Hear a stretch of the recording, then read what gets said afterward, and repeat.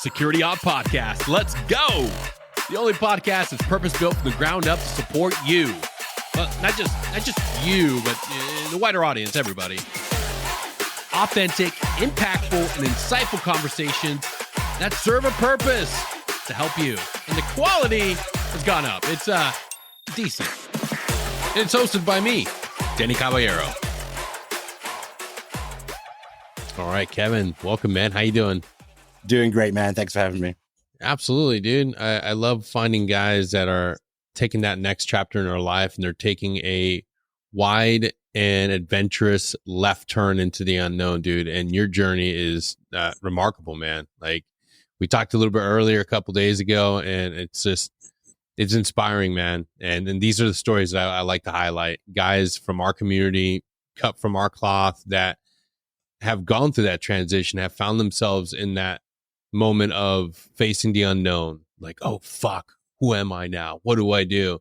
And instead of going into that fear, instead of going inward and following the cookie cutter path for the rest of their lives, you know, they're willing to go into that fear. They're willing to embrace it. And like we shared, they're willing to drown a little bit before they friggin' find that right swim stroke and get to a little bit of better waters, and then friggin' go off in the deep end again and sail again and continue going until they find where they're ultimately meant to be. So today, man, this is your episode, brother. Tell us about your life. And yeah.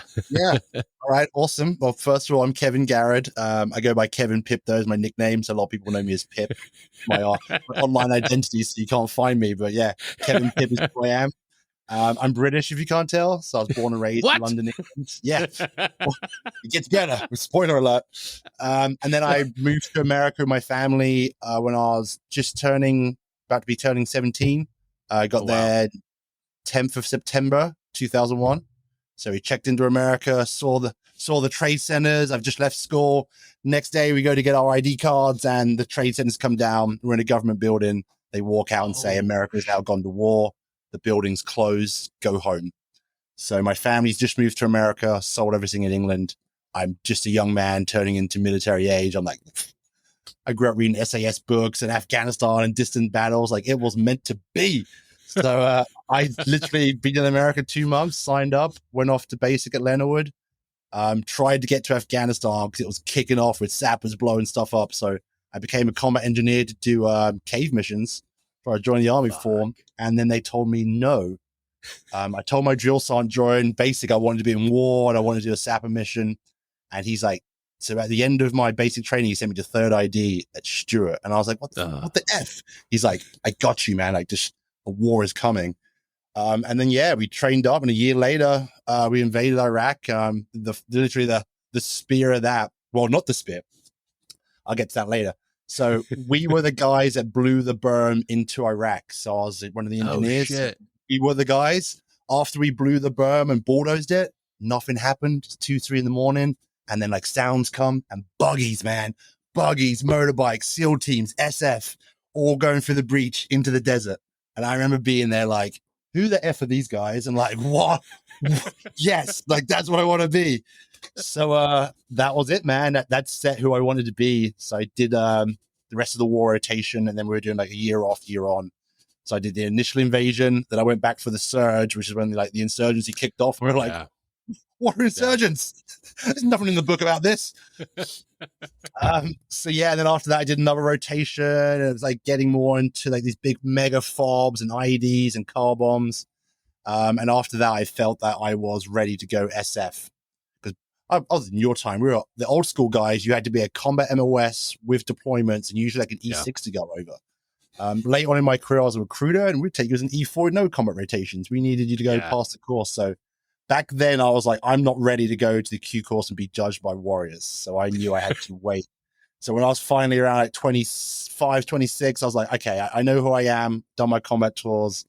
So I went on to selection. Selection wasn't too hard for me. It was it's miserable, guys. It sucks to show up. You're fed. And there's showers, and you don't die. Like there's worse. It's like it's 9 to like 8 p.m. abuse. Then some light hazing. You can just deal with like insane amounts of hazing and abuse, and just being like, What's worse about it is you don't know how good your life's going to be. You have an idea that SF is better than the regular army, but if you actually knew, and if they could give you a taste of it when you were there, you'd be like, what? I'll suck this 3 weeks up to that. At the time, you don't know. You just hope, and you've read books and literature. So you hope the golden goose is the golden goose. Yeah. But I'd been in the army for a while, so I'd done a lot of the bullshit. So I could deal with like being hazed all day. Like, welcome to my world. So that wasn't too bad. I could have been in better shape when I went. I just kind of grunted it out. And I saw a lot of really fit people, just that mental, they're not there. Like some people quit. And I was at the end of my career. So I went through selection, went off to another weird hookup. I wanted to be third group stationed at Bragg. And I told my head of the Charlie program what I was into, what I wanted to do for rotations. He's like, I got you. So when they called out the rotations, like third group, I'm like, third group. They're like, 110. I'm like, what is a 110? I was meant to be a third group. I didn't even know we had a 110. So I ended up with 1st Battalion, 10th Special Forces Group out of Stuttgart, Germany, which was absolutely amazing because the rest of your SF rotations suck if you're in America. You're in a whole other time zone. So us and the Oki guys out of Okinawa have a pretty good kind of lifestyle, you know. No matter how bad the trouble is at group, it's a whole nother day before they wake up and get to us. So like things simmer down. You're definitely the bastard children of your groups because people forget that you have 1-1, 110 overseas.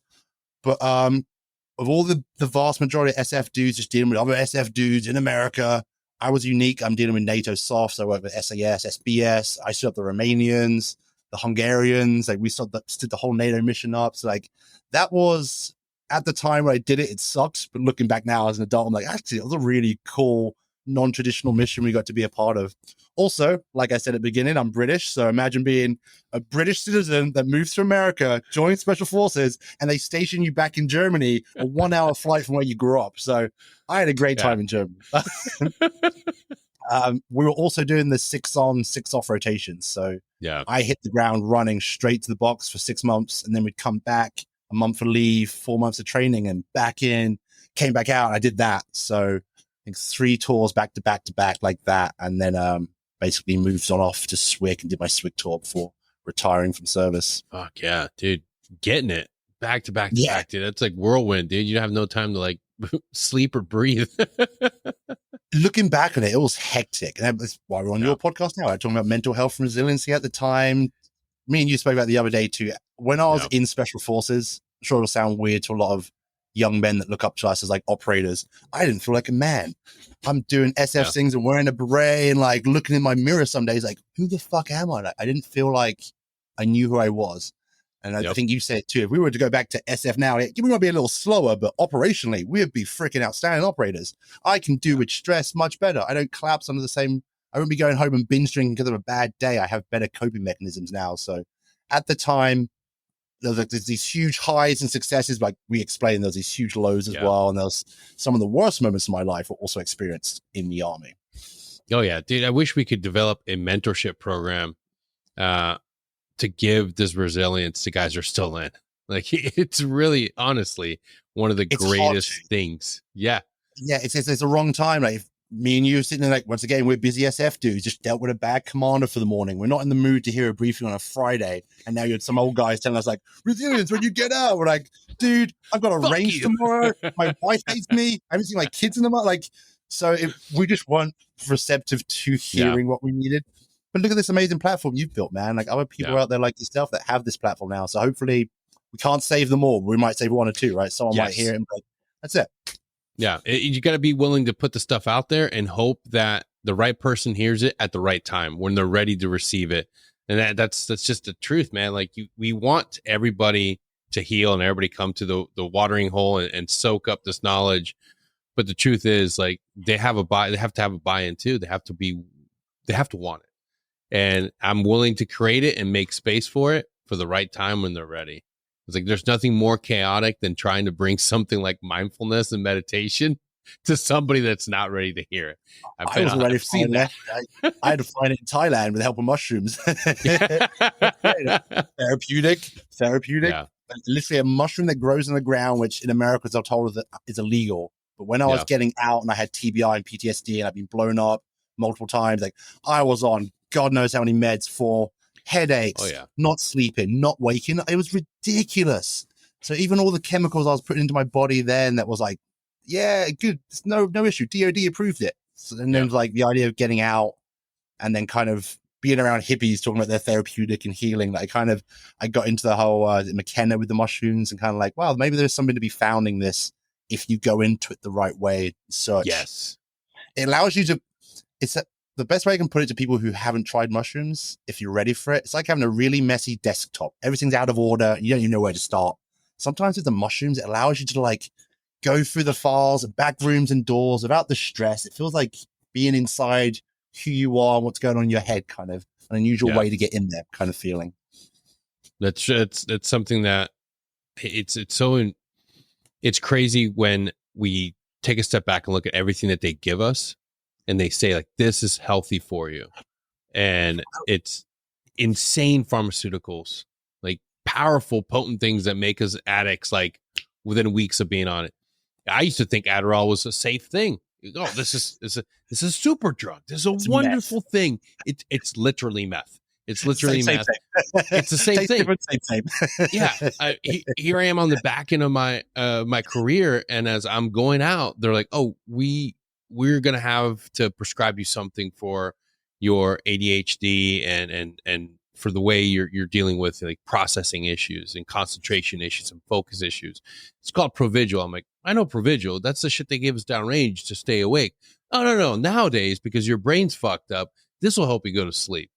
It'll help you focus. And then you take it because you listen to doctors and you think, well, these people know what they're talking about. And then you don't realize and you don't do the research and you find out that just like anything else you take over and over and over, you're going to build a dependency on it. And your body's just going to say, well, I don't have to work as hard, or I don't have to create the things that naturally occur in your body to help you focus and help you stay alert. And then there's a medical shortage. And that really happened. There was a shortage of Provigil. And within like one day of not having my medication, I was like, holy fuck, I am worthless. And I was like, okay, like this is the worst feeling on earth. Why would they prescribe this stuff? How much stuff was going out. I remember at this, not the height of the wars, when the war started. So we'd gone from 1980 or the early 90s with the Gulf, no war. And then we had the meat grinder of Iraq when we kicked off. Yeah. When I came back at the end of that rotation with the first kind of mass wounded from our battalions, so Percocets were going off the shelves, like, yeah. I remember my friends had brown paper bags. You could go to the TMC and they were brown paper baggy. Oh, I got blown up, my back hurts. Brown paper bag. You'd have Flexols, Percocets. It was the Wild West for a while, and that was at the height of like the opiate surge in America. I saw it. Yep. Wreck soldiers and guys and girls that come back from rotations and literally had access to a way to numb the fact that we had to go back. We had to go back to that hellhole we just come from. Like we were going back. Like there was this constant stress. So yeah, with the whole like addiction thing, I kind of touched on it a little bit myself. And one of the biggest hooks that I learned, like you start taking them for physical pain, right? You're taking Percocet because I had physical pain. I got blown up, broke a leg as well, and the ankles, like physical pain, taking them. Physical pain eventually will stop. And then you start using them for the mental pain because you're doing physical pain and they make you feel better at night. Mental pain. The physical pain will stop, but you keep taking them for the mental pain. And that's how you get that hook. I've seen so many of our vets be in that situation. Happened to me. One day I went to TMC, like, you're good now, off. I'm like, all right, that's fine. Oh my God. I had cold turkey withdrawals. No one cared. Trying to do PT about shitting myself. Like, there was no post-withdrawal plan for military for the amount of drugs they gave us. I saw so many people cold turkey other stuff and then transition to something else, or a homie would hook them up. Like, it was horrible. We were a big experiment for a while with that. Now, I think that's carried over to a lot of our vets. That's why I hear the SF guys whining now that they're not getting rotations and wars. Like, be careful what you wish for, boys and girls. 100%. That's a crazy thing. We have to understand as warriors too. Like, I remember as I was leaving, having to discuss that and bring that to the table with guys that were just getting there as Afghanistan was closed off and it was done. Like, I understand your passion for wanting to go prove yourself in battle, but understand your worth is not rooted in this conflict. Your conflict will come. Your time to test yourself in battle will come. Maybe it's not Afghanistan or some far off country. Maybe it's getting back to your roots in your AOR. You could be the next great sergeant major that develops a new way of training partner for, or developing a better enabling and equipping our partner force in South America. Maybe that's your higher calling for your time in service. Don't look at what we did as the highest calling. Like your next endeavor. We had a rare one. We had a weird Yeah. run. We had the glory days kind of, well, or not. Yeah. That's getting like glory days or not the glory days, right? It was a meat grinder in a freaking hot desert place where a lot of the time we could see he was killing us, which was really frustrating. Dude, it became a pop culture phenomenon. Guys, I remember guys looked to Afghanistan and Iraq like that movie, that surf movie, The Endless Summer. People really idolized this idea of like, that's the epitome of life. Like we just got to go. And like, I was there. I'm just as guilty. That's a young man's mentality. Like war is the ultimate calling. And in reality, no, it's not. Like it's being a good person, being part of a community, becoming a father, becoming a husband, like giving to others, being of service to others. Yes. If you're part of the warrior tribe, if you're part of this great brotherhood, that's one of the things you may encounter, and you have to be ready for it. But it shouldn't be the one thing that you look upon and say, like, that's my greatest achievement. No. If you're called to do it, if you're called to serve in the time of war, that is amazing and wonderful for you to experience. And I'm glad we were a part of it. But it doesn't make me a better man because I went to war. It doesn't make me suicide rate because of the war. Suicide rate because of the war. Divorce because all our family friends and me and you have that divorce. Suicides who lost. People that just hit rock bottom and didn't come back. People that it broke. Like, so much that went on, and then look at the end. Yeah, you were there, and I was there. How many times did we know that was coming? And we said, like, why are we going on this patrol with these assheads when we know that this is going to happen? Like, why risk our lives when, like, it was so sure. I was very shocked when it happened. I saw it in high digital quality on YouTube, like in my face. Real Tim Kennedy's there rescuing people, jumping over walls and stuff. Like, it was amazing, man. But no, it was very shocking. Like, them poor kids that went in at the end and they hadn't done the wars and what is in Afghanistan and like what is the Taliban. Like, suddenly they're at Bagram, it's all falling apart. Like, I saw the stress on their faces in the videos. Like, that would have been a lot for us to like handle. But at least we'd done rotation. That's the thing that killed me. Thrown into the. You guys play professional football? No, catch this and take the field. Like, whoa. Dude, it was one of the most shocking things.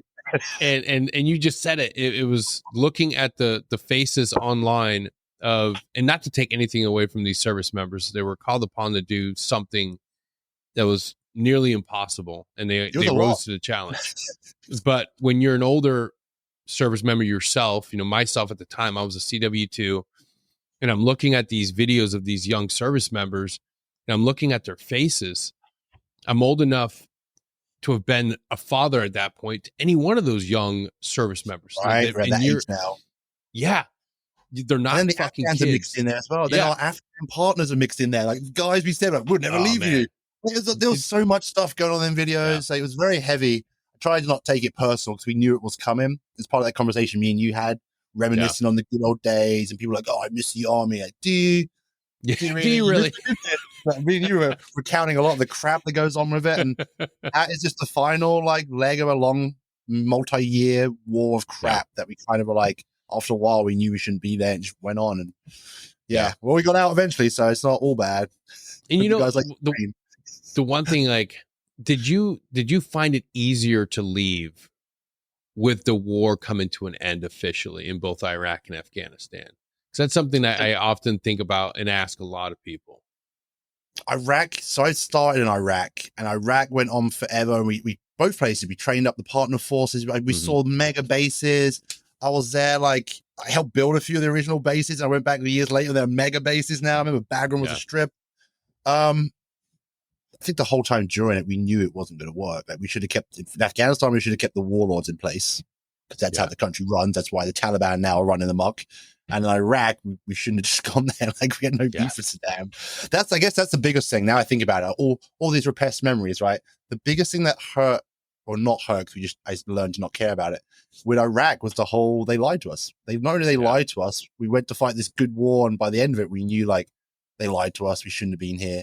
And then you get into, like, well, a lot of us died. A lot of my friends died. I lost my whole 20s and my being a kid and going to school and girlfriends. Like, we spent it in a worthless war. But that's what America does. We're a war country. So don't cry when you join the warriorhood of America. And you're like, oh no, we got sent to a war. Like, you joined America. That's why you joined. Yeah. It's dude. It's in Sweden. Yeah. Turns out we're not the Rebel Alliance. We're the Empire. You are on the Death Star. Okay. We're them guys. Are we on the good side? That's the saddest part about this whole thing. I've got a Rebel Alliance tattoo, and I quickly understood that no, we are very much the Empire. But hey, that's huge. I've had this conversation many times, especially overseas in Thailand, where I deal with lots of different foreign nationals and Brits and like the hippies with their opinions. Like, especially when I hear Americans on the liberal side bitch about the American war footing. I get to travel the world. Like, that same war footing is why you live such a good life in America. Why you have all the niceties you have, and no one's invading. There's no bombs going off like downtown Israel or Syria. Like, nothing happens in America. We kill ourselves in mass shootings. Other than that, like, life is good because no one messes with the big dogs. So like, there is also why we need war. Also, like, why I get the value of America's a world superpower. It needs to flex its muscles like every 20 years. Then the Gulf War, then this one. Now we're getting ready for Russia again. And even that, I can see the news cycles. It went from like no war to now like suddenly they're justifying it and trying like next they'll start fanning the young, get ready for the war. Like, oh, it's good to be a soldier, great benefits, we need you. Like, it's the next, like, it's the ebb and flow of it being a massive military. The Death Star needs souls. We gotta get more stormtroopers. We gotta right now. We're seeing small blood. We're seeing we were talking about it. It's that great wave analogy where it's like, hey man, like when that wave is coming in and you're riding that surf, it feels great. When it finally crashes, things suck. The budget sucks. There's command issues. Funding's getting cut. But then just wait. Just hold on a little bit. Keep paddling back out. You're going to catch another great wave. And you're right. I feel it just talking to everybody, hearing how bad things are. I'm like, things are going to rebound when things are really, really bad. Just let it get really bad. Make it through the bad times. And it'll get really bad. When I joined the army and I got to the third ID, they hadn't been deployed since the 80s. And I got there to shine your boots, press your uniform, inspect your rooms every day. Like, I did a year of old school regular army in 2000s. And like, that is when they had no other purpose and you do army life. There's no war. Like, welcome to the army. You march, you sing cadence. Like, but it changes very quickly. And I watched it go from that to suddenly America turns the key on for this war machine real quick. And then we're heroes again. Like, Arby's loves us. Applebee's gives us discounts. But the back in the day, it was good, man. We used to go to Disney World in Orlando like once a year. Yeah. What I'd give for them days. Ticker tape parades. Yeah. Soon they'll dry up. That's when you don't have the Chili's and Applebee's discounts. That's when you know things are tough. Yeah. It's good for the economy, right? Everyone needs some jobs right now. It's a boom. Get some school money. Oh, man. Dude. And why did you decide? I mean, with everything being good in America, as we tend to think before we travel abroad, what made you decide to finally punch out and travel the world? Yeah, I think being British is a big part of that. I'm already not home, right? America's a second home for me anyway. So anywhere, and then I went to Germany. Anywhere else is just another adventure for me. I have a gypsy soul. My granddad's Irish and old gypsies. Like, I literally have a gypsy soul. I don't like being in place very long. I just have a wanderer's soul. Like, I physically get like an angst and I want to go to the next place. I mean, all over Africa, all over Asia. I like you said, I was talking the other day, I read a lot of books on these amazing places and I want to see them. I've been to Myanmar and Cambodia and Thailand, all over Africa. Like, it's amazing to see these places. And I guess a really big push for me to go and see them is the human world is modernizing at an extreme rate. Even from when I was like 20 years ago, there was way more woods in Savannah, Georgia, and like more open areas. And now it's all industrial. So a lot of these places I want to go see, as I still imagine them from reading in the books, won't exist for that much longer. And I want to go see them. I feel like I've already missed the age of great explorers. I wasn't able to come to Africa or explore Asia or like work my way into the Amazon before anyone else. So that part of me is it yearns for that. And I feel like I missed out, maybe born a little too late. But like I said to you the other day, at the same time, I can get anywhere in the world within 24 hours and swiping a piece of plastic. And that's unheard of in the world of human travel, which is like right now, someone said the other day to me, the world is flat. And I was kind of like, what? And he's like, hear me out. In the old days, the world was round. You had to sail around it. It might as well be flat now, because you can take off here and land anywhere in the world. Everything is digital. Like, there's no the other side of the world anymore. It's from here to here, real time. I'm in Africa right now talking to you streamlessly like that. When we started the war back in the old days, we used to write on the old MRE postcards. Yeah, it literally came with a note card or a postcard. Yeah. And now here me and you are, one of the old dudes, real time streaming. So like, so the world is flat in the sense that it's not this other side of the world anymore. Now it's literally less one day you can get to most places. So in a weekend you can go anywhere, get back, or in a week you can really go. So that really encouraged me to get out and explore. There's still so many more places I want to go to and check out.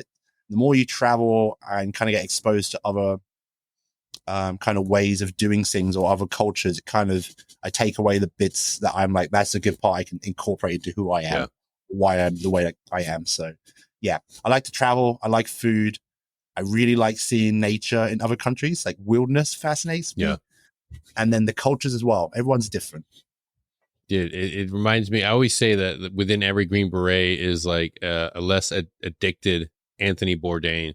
Because everywhere I've been, everywhere I've traveled, whenever there's downtime, everybody has this idea that everybody is a binge drinker and has loose morals and just wants to, get with women and party all night. But more often than not, when we travel and go abroad, like, the main thing guys are looking for is adventure.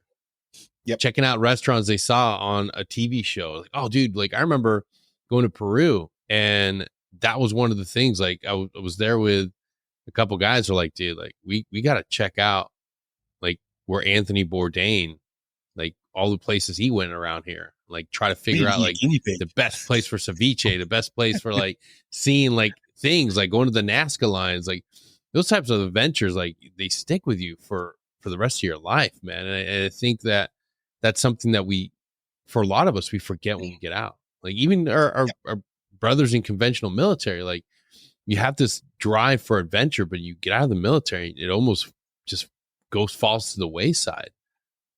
I think that's most people, they turn into adults, they lose their childhood passions. I'm still a big kid at heart. So I just I'm basically like 8-year-old Kevin in a man's body right now.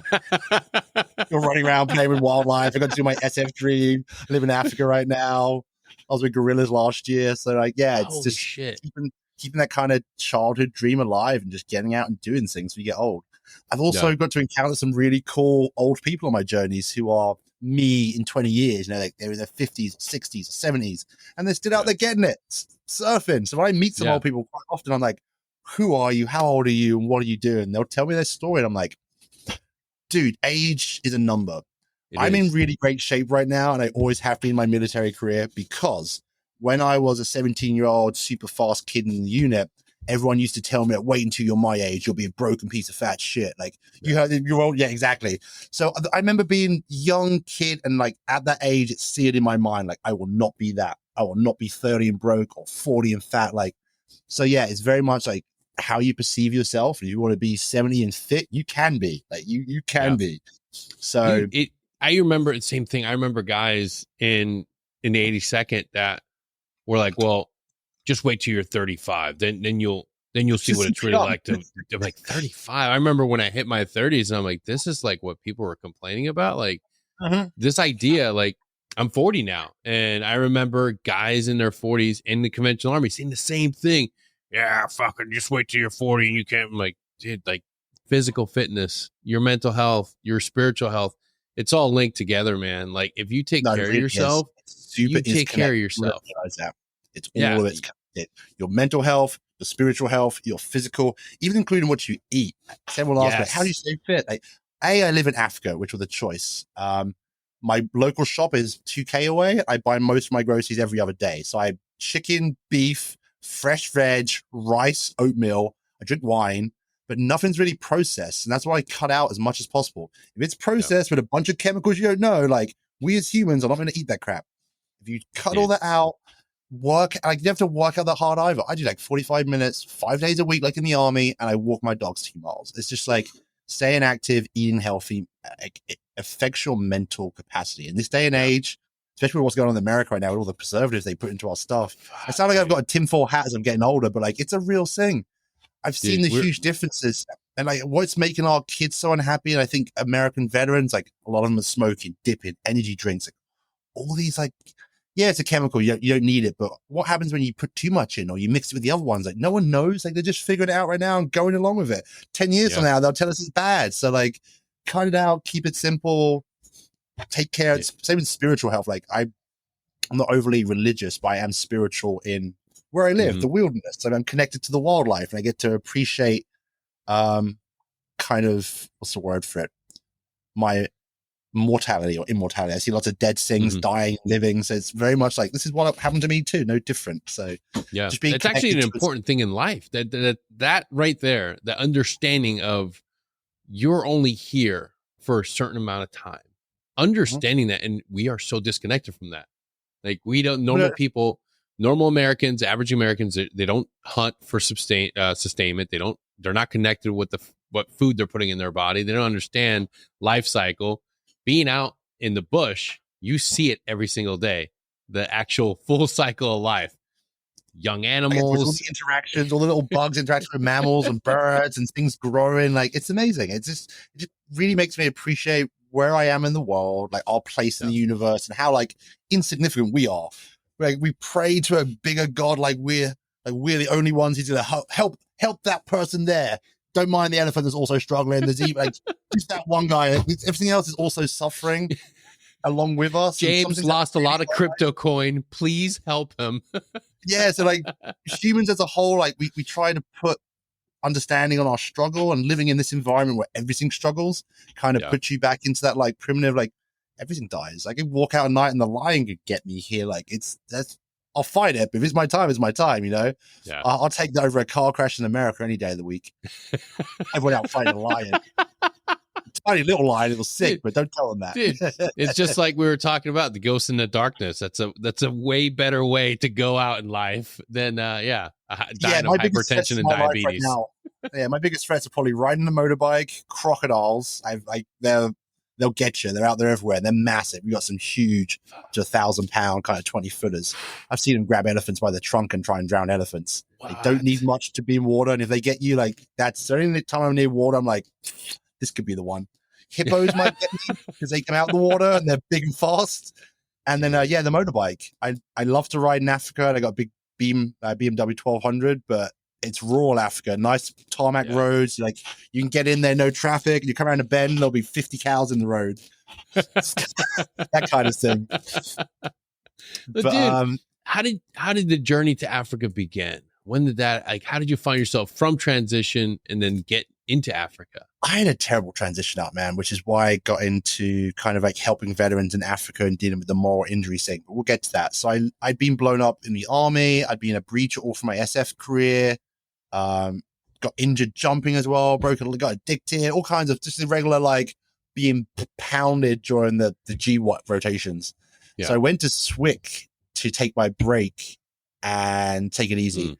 They sent me back to my original home station of Fort Stewart, Georgia, where everything's named after my dead friends. And I'm in an office, which is next to the Memorial Way, which is also named after my dead friends. And I'm recruiting soldiers to go and fight in a war I don't believe in, while telling them how great I am as an SF dude and why they should go. I was looked at as kind of like this hero back in my old community again. And what finally did it for me is one of the kids I recruited and really liked went off, did great through selection, got deployed and died. And that really was like a breaking point for me, man. Like at the end of the war I don't believe in, here I am back at Fort Stewart, Georgia, with soldiers that look up to me, with all the memorials and streets named after my dead friends, while I'm sending kids out now so I was like, that really like fucked up my head. I tried to tell recruiting command, which is like, it's in SWIC, but it's slightly different. You're closer to the recruiters. So the recruiters were like, do your fucking job, like just suck it up. Like, it was horrible. I was kind of like, I'm a goddamn SF dude, man. Like, where is my group? Like, where is my commander? Like, where is the emergency button I pushed to be like, help? Like, Kev's not, no, it was none of it. It was like, it didn't come. So I had definitely the moral injury when I left. I just kind of got spit out of recruiting command by like the recruiting command itself. Like, bye, we'll get another one of you. I just kind of left, not as like a long-term serving army dude that did all the rotations, all the things I needed to do, like with a plaque and I just kind of got kicked out the door, like, bye. So I hit rock bottom in Savannah, back in my hometown. It was the worst place to be ever, man. Like, old memories, old exes. But I hit rock bottom really quick. So I went down, hit it. And I remember being like drunk on the motorbike one night, just kind of like, what's the point? And I was like, no, what the hell is it? Like, what is my way of thinking? Like, this can't go on. So that I'm done. My biggest passion was to do wildlife conservation. I wanted to be a zookeeper or a ranger. My parents told me that was for dirty, dreadlocked hippies, though. So here I am. Yeah, man. So I headed off sold all my stuff, head off to South Africa. Went through ranger training, joined a ranger unit in the bush doing rhino protection, and kind of took on like a senior training advisor role in that position. Kind of got involved heavily in that, which was also terrible. Amazing to be in the bush. Amazing to be in the bush, but I'd gone from military life and SF stress to like in Africa, underfunded, understaffed, undermanned, under-equipped, under-weaponized against heavily armed gangs, killing this thing that we love the most and protect every day and we hang out with, like these big rhinos. Like, that's the objective, right? And like, you come out in the morning, it's dead. Cut its face off. Like, it's not dead. It's limping around and dying. Like, and you're constantly getting texts and messages like, this unit was attacked, this rhino died. And then like, it started to become like a rotation again where it's like, IED went off, so-and-so died. I didn't realize at the time, but I was still running in that SF mode of like high success. I got to get after it. And it was burning me out. And I actually had some old SF guys come out and help me train rangers. And like, I remember one day seeing them kind of break. And I was like, what are we doing? Like, this isn't. So came back to America for a while, became a professional fisherman up in Massachusetts. I was doing offshore tuna fishing, like 1,000-pound tunas, with the wicked tuna crew and stuff. Nice. Saved up money again, went back to Africa, became an instructor at a facility for like 2 months, training rangers and seeing like, I've gone from being on the ground now to seeing the mechanism of like, how do we train rangers for wildlife conservation as a whole across the continent? I got more involved with like the illegal wildlife trafficking side and all the undercover, basically like the SF mission at ASO, like I used to do. I was in the intel side. Like, same things, man. So once again, I'm engaging an old passion in a new way, which is meaningful to me on my terms. I want to do this. And then I went off to Thailand to head there and see what's going on with the tiger poaching situation, because Africa is saturated with rangers and non-profits and money galore. Asia has even worse poaching, but no one was there and you never hear about it. So I was like, I'm going to go to Asia and find out like what the ranger situation is there. So I moved out to Asia with my wife, got involved in jungle restoration with the Royal Thai Army, planting trees, doing tiger protection stuff, living in a hippie town with the hippies that grew the dreadlocks. Started to like, that's when I started to be around hippies instead of like hardcore ex-former special operations killers. And it changed my perspective. It brought me down. Like, I not down negatively, down like just more chill, like more like down regulated. Yeah, regulated, man. Like the stress wasn't there. I started to play. So in this town, the hippies, they're doing all kinds of funny hippie things, and like I would go take part in these events. And originally, I didn't like a lot of it. I think it's stupid, but it's just play. It's just play. There's no objective other than just have fun, be goofy with your friends. And I forgot how to play when I was in SF. All we did was drink, go out, like work. There was no play. Like, I played PlayStation, but that's not the same as like laughing and giggling and like being drunk with your friends, and, like doing mushrooms and running around. That's play. And that's why I was kind of like, this is what I missed in my military career. I was like, this play part of my life. And I remembered that. I was like, okay, I need to incorporate this more into who I am. Like, remember to play no matter the age where I am, like, play. Yes, that was great. I love Thailand and Asia, but I really miss the wilderness. They've eaten and killed a lot of their wildlife. It's not as abundant as here in the same way. So I love the food, love the culture, love the jungle. Like, motorbikes there is amazing, but it's just, there's nothing there. Like, you'll never bump into an elephant or a lion or a tiger. Here where I live in the Kruger, I got stuff 24/7 outside my window. So that's the part I really needed for balance for Kev. And I found out now from more and more research, it's mentally good for me because that's how humans are meant to be. I'm back in the wild, and there's threats to my life. You're part of a system. Yeah, I appreciate it. I get to see the system. I get to teach the system now, as well as share it with other people that come and visit. So I'm also taking my guide courses and stuff. So I'm passionate about this. And like, it's brought me closer to the wild, which has made me more connected to myself, which is what I was saying to you the other day with the human extinction of experience. In the last few hundred years, we've disconnected from the nature. now it's like a hobby you look at on YouTube, like survival skills on YouTube. Like that should be dude. That should be a hardcore. Tomorrow a nuclear bomb goes off and there's no internet, no power, and it's never going to come back on again. Like, okay, can you purify water? Can you catch a fish? Can you make a fire? Like, sounds simple, but most people really can't. And I get to do these. That's such a fascinating like thing to pause on. Like, dude, you're so right. Like, we don't live. We're consuming that call it entertainment now. We're consuming these channels that literally are teaching you how to just live in the environment. Like, right now we're talking nuclear war and these big things come in, like maybe a super volcano goes off and blocks out the sun and we have a 6-year winter and no plants grow. The economy crashes. Like, it doesn't take much. Russia launches the nuke and it shoots down one satellite and they all crash. Like, all connection gone. Like, we lived during COVID and we still had connectivity and that shut down everything. Imagine the next big thing without connectivity. Yeah. China just cut the world underwater cables recently in the last week or so. Like, we're finding out it doesn't take much to sever our stuff. It's not like this big building. It's underground. You just cut the sins. Yeah. And don't get me started aliens. We'll get to that. Figure it out before the nuclear war or the aliens announce themselves officially. Like, there's some basic survival skills. Stock up on some seeds. Dude, what was COVID like in Africa, man? Like, I have to imagine it changed. Good and bad at the same time. Yeah, so I was living in the Kruger Park region, so we got locked into the parks, which was great. So surrounded by the wildlife, I could walk around my massive 5-square-mile parks. I'm still biking. The wildlife came out like never before because the road traffic wasn't there. There were no planes, so there were more birds and insects. A lot of the nocturnal animals became more diurnal, like early mornings, late afternoons. So it was amazing to see. But there was a fear that we had no vaccine. And if we caught COVID, we thought we were going to die. My wife has asthma, so she didn't come out the house. I was going to the store in masks and like having to sanitize when I came home.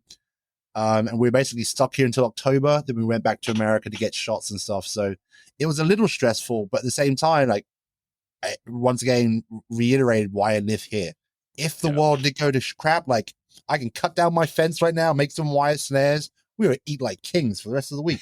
But Impala, like, lizards, snakes, they got veg, all the wild tubers and roots you could possibly want, endless water. I've got a river, a dam, fish, crocodiles. Like, I really could survive here. I don't have Alaskan winters, so I don't have to worry about the snow and survive. Like, I'm in a place where if a nuclear war did happen, look on the map, no one's bombing South Africa. We're so insignificant. But as far as like what the country has in wealth of what you can take from the land, wildlife, food, fish, water, it's abundant.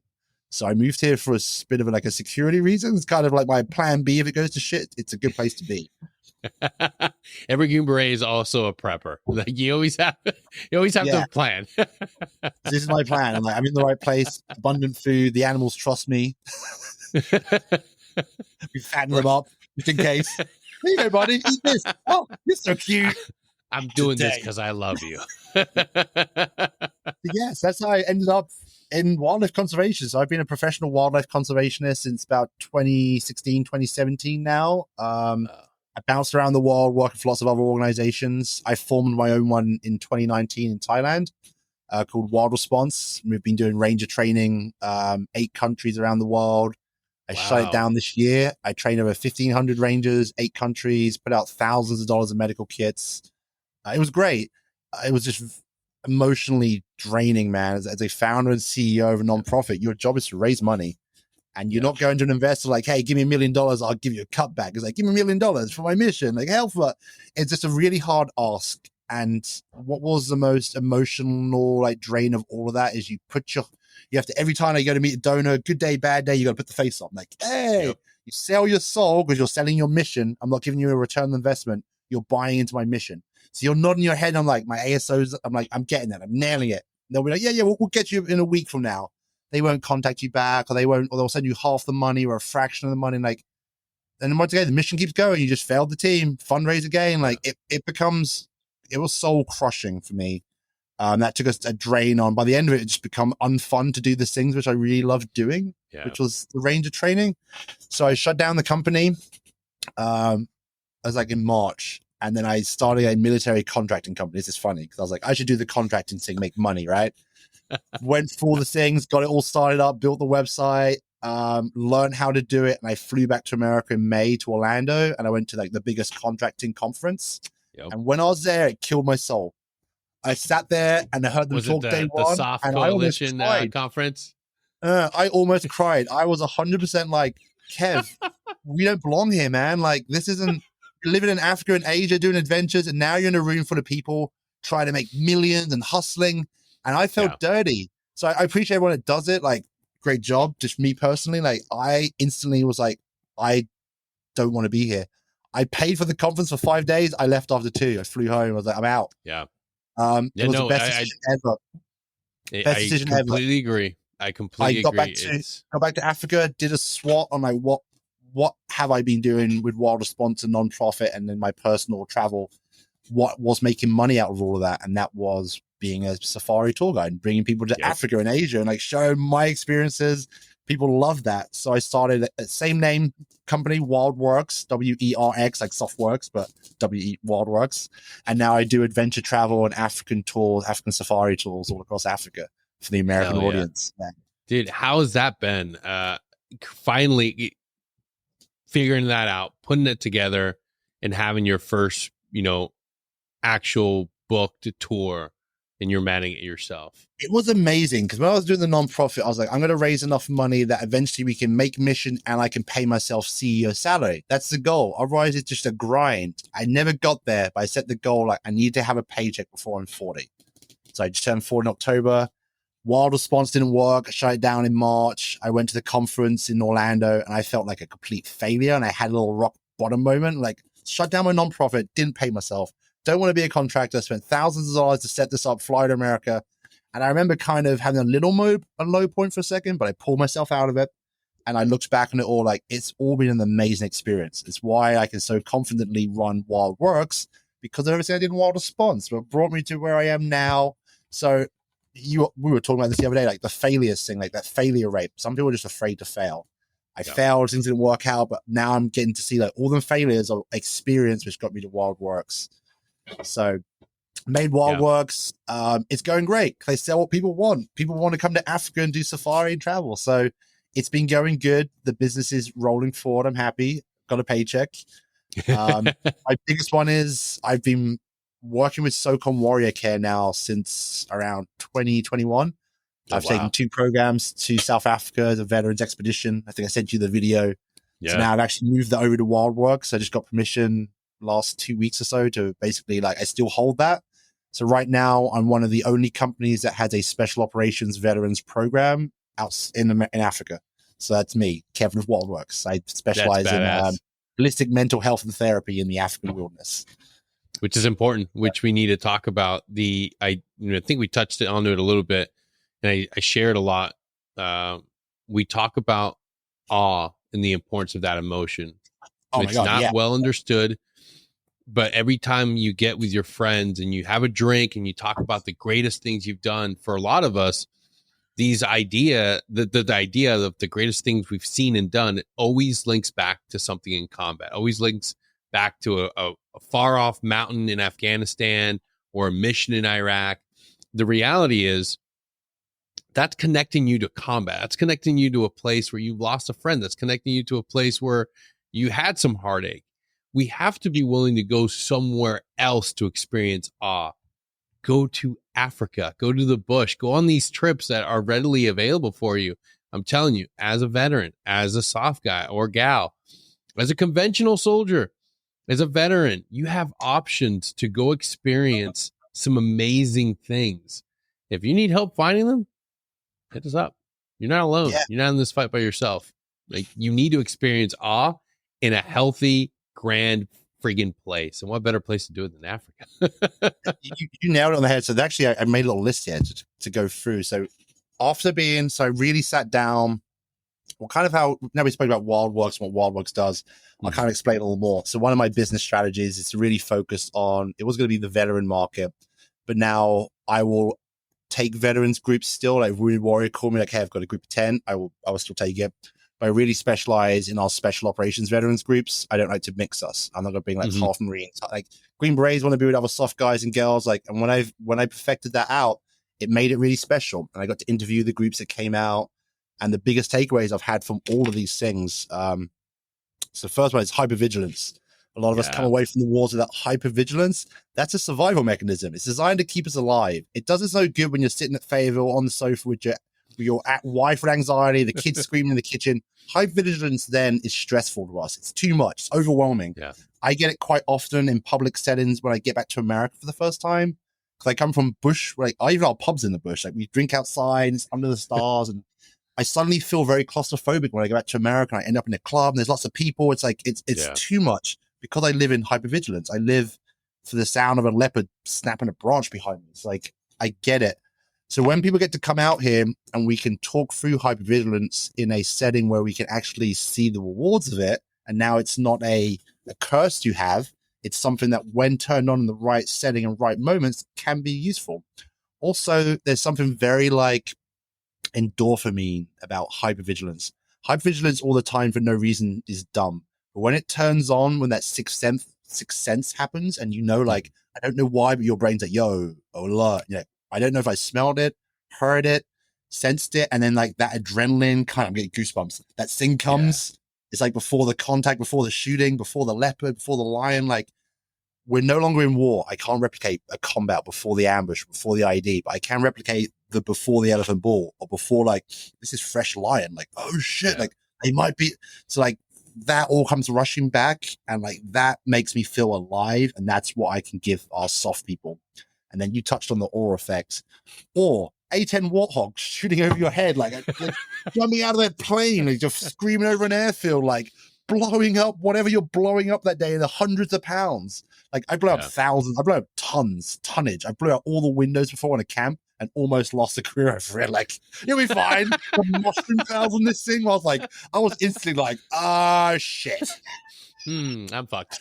Like, I'm in trouble. But no civilian will ever get to see that much tonnage of explosion go off from like 200 meters. Like that, it's that almost safe, unsafe. Same thing, like you're in an open vehicle, I've driven you out, and here comes a 6-ton elephant, and he's about to walk right by the vehicle. Like he's going to rub down the side of it, and his eye is going to come by. Everyone's just sitting there like, oh, do I look? Or I picture in the situation right now where your body is in fight or flight, and you're kind of like, wow. I can repeat that almost every day when you're here in situations. Like that's a huge thing we miss, is like the awe part. And then the dopamine with that too. There's dopamine that follows that. I like working outside my office downstairs because there's a natural dopamine drip from hearing the birds and the crickets and the wind on my face and the breeze blows through. Like I'm outside in a healthy environment. That's why like we do outdoor classrooms. Like it's also what we miss about being in the army. We hate being in the field. It sucks. But now as adults, you find out like, when was the last time you went and slept in the field for 7 days with no sleeping bag? It sucks. But when you're doing it, there's something really primal about it. You're under the stars. You can, especially in SF, when we're like this SUT phase, we're just out there. Like I remember some nights on guard, there was one night the entire wood or forest was dragonflies, and like the birds were singing at night, like the nightjars. I remember being like, this is beautiful. Like the situation sucked, but little moments like that where you just, I remember on like the Star Course too, I was crashing around, lost one night. I was waiting for like a swamp. The sun was like the moon was shining, the frogs were singing, and I stopped in the swamp, kind of looked around like, this is just a gorgeous night to be out on. Just in the middle of nowhere, no one else. So like a lot of that we miss. So we get that here. Circadian rhythm is a big one. I swear by now, I see a lot of the SF guys or military in general, we have terrible sleep habits. Here I wake up early with the sun, and at the end of the day, I get tired. There's no like TV and play on your phone. I try and read a book and go to bed. It's like a natural cycle to get, and like my sleep health is good. If sleep health is out of balance too, it messes up everything. Like the army, how many guys do we know? I had 3 hours of sleep last night. I could run on coffee. Like you can't efficiently for fun. You can, but you're an asshole and you're missing a bunch of stuff. It'd be better if you spent 8 hours hydrated and cut the coffee out. You'd be like an A1 person. We treat sleep like it's a reward, and it fucks us for the rest of our lives after the service. I love my sleep. It's 8 hours a night. It's one thing I do not compromise on. Like my sleep is absolute. Like once it's dark, I'm like, it's time to go to bed. Yeah, dude. I tell people I'm like 8:30, sometimes 7. Screw it, dude. I got nothing. I'll wake up early. Waking up early is the best, man. Waking up at 4:30.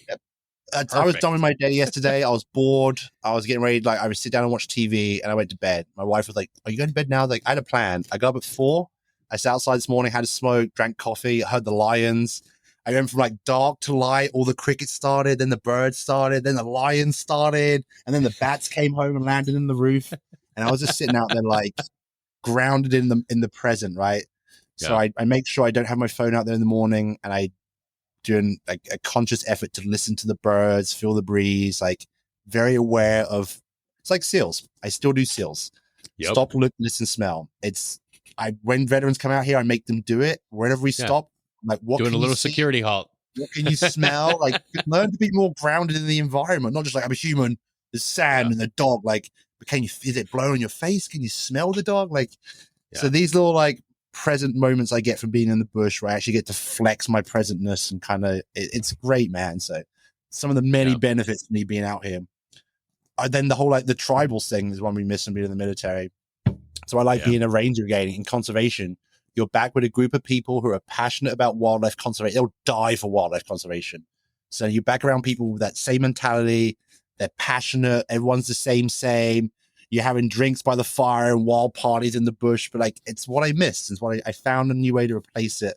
We already went over nutrition and exercise being so important. Yeah. Shared experience. Let's touch on that one, right? Like that's why Absolutely, a lot of dude. The military and the war as a whole, I feel like messes so many of us up as veterans. Like we have this shared experience that comes from hardship and just being miserable. And then we get out and like you never get shared experience with anyone else again in the civilian world unless you go to war with them or like an apocalypse happens and you fight side by side killing zombies for a month. You're like, you know what? You're pretty cool, dude. Yeah. Well, that's also why a lot of guys, when they get out, they're looking for other groups to go do hard things, to go do ultra marathons, to go do endurance sports. Like that's what's fueling that. Like I've seen guys that absolutely hate running, or they hate CrossFit, but they go to the CrossFit community, they go to the endurance and adventure racing groups because that discomfort, that shared struggle gives them that community again. It's like, dude, I don't have nothing in common with Jim. He's a banker and Stephanie owns a bakery, but we're out here doing this insane run. And now I have tribe again. Like we're constantly looking for tribe. Yeah. Basically the biggest come around from everything. Like if people don't understand, there's some really great books out there in tribalism. Like it's not up for debate. Like a few thousand years ago, we were hunters and gatherers. Like we were mobile. And then we started cultivating corn and grain, which now we have to sustain and protect. Yep. Basically corn in a way cultivated us, or grain. We didn't cultivate grain in a way. Grain won. Grain gets cultivated and protected and pests. Like, so really like who won that one? So that's when like we started to lose the hunter-gatherer band, and in every hunter and gatherer band you had tribes. Like we were part of a tribe, and being the strongest and the best in your tribe, like it's very alpha male, and very few people will ever get to experience what it is to be in a freaking wolf pack. Yeah, and like an NFL team or maybe professional sports like UFC kind of, but like you stop before that point of like everything on the line. You beat each other up, but you don't like take it to the edge of death. Like that's what the military does for us in war and combat. Like we share that nice edge of a really unique thing, and it bonds us hard. I've got friends I've made post-military. I'm kind of like, meh. I've got some military friends I haven't seen in years, but I serve with them. I could rock up at their house now, and we would pick up like it was just yesterday, like we were still on the team, haven't missed a beat. We have shared trauma and shared experience. So I really like bringing vets out to our veteran program here because I can do that. Like shared experience from being in the bush. It's hot. We walk lots. There's lions. There's danger. There's a fire talk, and like by the end of it, all these little things on your checklist are being ticked off without you knowing. And that's when everyone leaves. They're like, oh my God, this was amazing. Like there's all these steps we just kind of helped articulate you through, and you got to experience real time. Once if I tell you it, be like, you can't conceptualize it. If I tell you it, we get to go out in the bush. I'm like, are you doing this thing right now? You're like, oh, here I am. Like, now when you're back home, you can do the same thing when you get stressed out. Just take a second to ground and be like, just shut out from this. Imagine I'm somewhere dangerous. Like, how many things can I smell? Can I see? Can I feel? Like, so back in the present is big. So like, also the tech reduction when you're here in the bush with us. Oh, we have Wi-Fi. dude. we have white, like the texting is killing us. Me and you around the same age. I turned 40 this year. We're lucky. We were the generation before phones. We were the generation that was kicked out, and you'd come home when the lights were on. There was no, we had like parenting, but not like this. Your parents didn't know where the hell you were. If you didn't come home, they'd get the phone book and start calling the other kids. And then you'd show up an hour later, like, I went too far and it took me too long to walk home. So, I lived before the age of me. I lived in we were in the army before the age of it. Like, it used to be you could disappear to the barracks for the day and just ghost out. They'd be like, you're released for the day. Like, yeah, that means you can't find me until tomorrow.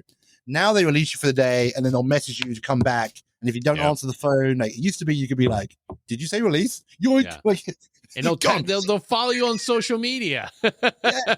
Where's this motherfucker? Get on his IG. You're seeing yourself, because I ran the social media for my nonprofit. I saw like how much of a drain it was on me, and then you're doing the same thing. Like, it's very important in this day and age, but it comes at a cost to us. It's like death by 1,000 cuts. And if you aren't careful, like, you're doing it right, you can cut yourself and then put some Neosporin on, hit it. Never let too many cuts happen. I feel some people get into it too much. Before you know it, it's like every day you're having to cut yourself. And before you know it, you're just like, it's a shell of what you were. And like, you went down this whole kind of thing. It's because of all the hooks. It's dopamine. It attracts us. When I get you out here, you have your phones, but when we're in the bush, there's no phones. That's just all turned off. When we're out walking for 3 or 4 hours, like, there's no phones, which is a really nice disconnect. Usually the first 1 or 2 nights, people will come back and check their phones as soon as they get back for the crack. And by the end of it, I know people quite happy, come back to camp, go to the swimming pool, go to the fire. They want to talk, like, they're already getting away from so like, there's huge benefits that we have to get them out. There's nothing worse than social media for kids, for adults. I don't read comments. It's terrible. I can't imagine being a kid and having to live through that. People judging you, or you haven't even become a child yet and experienced the world to know what the world is, but you're taking in the whole world for this portal 24/7. And it's telling you you're not hot enough, you're not fast enough. You've got all them alpha male types talking about motivation. Like, it would be effing up my little head trying to figure out who I was with that. It's a lot. It's heavy power. It's a lot right now. It's damaging and hurting so many kids. I didn't understand the prevalence of like what real cyberbullying is. Like, growing up, I believe bullying for us was necessary. You needed to figure out where exactly. Someone's weak, someone's strong. Like, everyone needs to know where you are on that scale. Otherwise, like, it's anarchy. We're a tribal species. There's a pecking order. But the cyberbullying thing that's killing kids and hurting so many families, it's one of the most disgusting things ever. Now anybody can follow anybody, can hurt anybody, can reach out. And I'm just like, fuck, dude, like, we had it easy. You get in a fist fight at school, you figured it out. You figured out how to work with each other. But this new thing is exactly, dude. I'm watching it for adults. Yeah. For us as adults, we're constantly looking at it for either validation or measuring yourself against somebody else. Oh, he's doing better than me. I can't. I try not to. I really try. There's no one right now I look at, I'm like, oh, you're doing. I kind of see through the veil of it. I enjoy it. But even I some days like go down the hole and like, whoa, how did I end up here? Like, what? And I know about the hole and I warn people about it. So imagine if you weren't savvy, like, that thing will take you down. Yeah, it's a drug. It's an addiction. Yeah. So as I travel the world now, especially back to America, everyone is just like, you could murder someone and no one even notice. People do not even look up. I quite often, I like to not have my phone. I read a book so I can look around and watch people. But everybody now, hands down, hands down. Pretty soon it's just going to be a chip. It's just going to be in your head, and you're going to see the glazed over look. And then the Israelis will hack that and blow it up. What do you mean the Israelis do this ship with a brain chips? Don't fuck with the Israelis. They will come after your tech, dude. Oh my god. The texting has definitely taken over our lives for the good.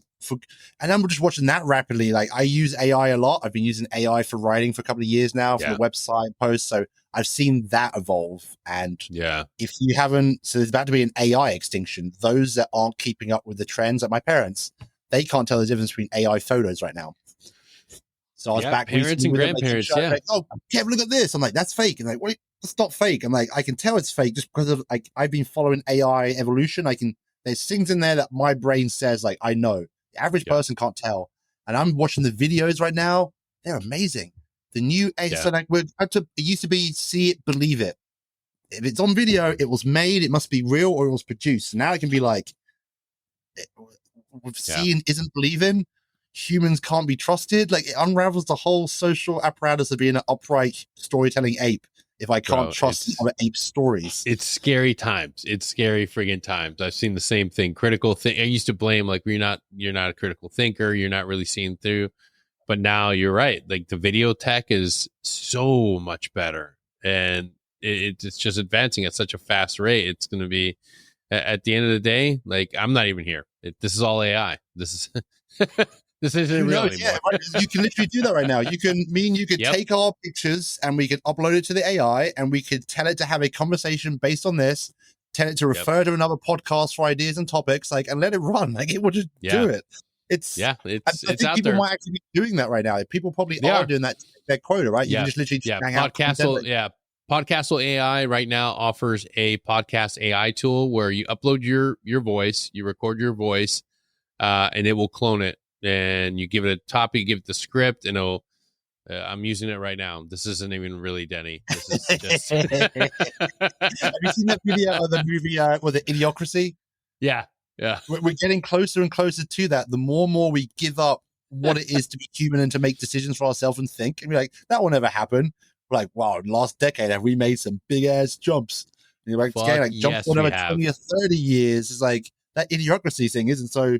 When everyone takes most of the news from the internet nowadays, which people 100% do, it's like that was the whole premise of Idiocracy. People stop questioning things. Like, Mondo, it's got electrolytes. Yeah, Terry Crews is the president. Like, we all far off from that point. We're not. We're we really election. Dude, Kevin, it's been an absolute blast, man. If people want to get involved or they want to take you up on the offer and come down to the bush, how do they get a hold of you, man? Yep. So I run the company WildWorks. You can find us online. That's wild, WILD -works, WERX.com. So WildWorks, wild-works.com. We're on Instagram, online. You can book for the portal. I'm doing safari and adventure trips all across Africa. And we're about to open Asia next year. So I've got my first group going to Thailand in February. Yes, my other home. I'm not in Africa or America. You'll find me in Thailand.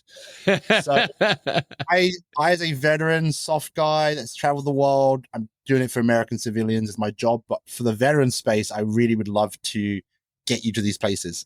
So I do 15% discounts for veterans. I'll quite happily get you to anywhere you need to be. If you're a veteran charity or group, like I said, I'm approved by SOCOM Warrior Care. So I can do charitable donations for my trips. So if someone's like, I've got 20 grand to donate right now, I will link you up with one of our nonprofit partners who will then arrange with SOCOM Warrior Care to provide the money. And then I will provide the service of the safari. So I work both ways there. So you either come out with your family, come see me, or if you're a veterans group or you support veterans, please reach out to me and I can find a way to make it a charitable donation to get veterans out here to experience what me and Denny just spoke about. Heck yeah, man. If you guys pause right now, go to the episode description, you see all that information right there. Follow us on Instagram, follow Kev on Instagram, go to all these clips that I put out there. All the information for his organization will be on there. And please, like we talked about how horrible social media is, but it's also a great marketing tool. So please follow Kev, give him your support, your likes, your shares, and subscriptions, because we need to make this program big. It's up to us to change what healing modalities are offered to our veterans as they get out. The past 20 years has wrecked all of us. We need to do better. And right now, one of the greatest things we can do is stop leaning on medication and start leaning on nature. Start being willing to explore the great outdoors and get out and really experience awe again. So please take Kev up on his offer and get down the bush and see what life's really like, man, because it's not about, these experiences in urban society. It's about getting outside and exploring again. Because you were an explorer once. You went and you traveled the world and saw amazing things. So just be willing to do it again. It's still out there. Yeah, the world is amazing. It's like Africa, Asia. I still haven't been to all of it, and it's still. I go to places like Thailand, like golden monks and like temples as big as you can imagine, 3-story gold Buddhist monks. And you're just like, how do they build this? It's just like, ore is out there. I would love to help you find it. I'd love to get Denny out to Africa to do a podcast in person. Make that happen. Let's make that happen. I need to travel to Africa. It's on my bucket list, and I have a mobile kit.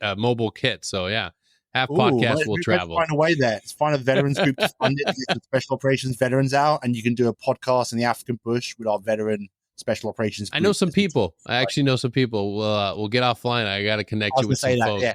We'll make this happen. Next episode, South Africa. Yeah. Heck yeah. Guys, thank you all for tuning in. Please take care of each other. And until then, we'll see you all. Until next time, we'll see you. Take care. Thanks for tuning in. And don't forget to like, follow, share, subscribe, and review us on your favorite podcast platform. If you want to support us, head on over to buymeacoffee.com/SecHalt podcast and buy us a coffee. Connect with us on Instagram, X, or TikTok and share your thoughts or questions about today's episode. You can also visit securityhalt.com for exclusive content, resources, and updates. And remember, we get through this together. If you're still listening, the episode's over. There's no more. Tune in tomorrow or next week.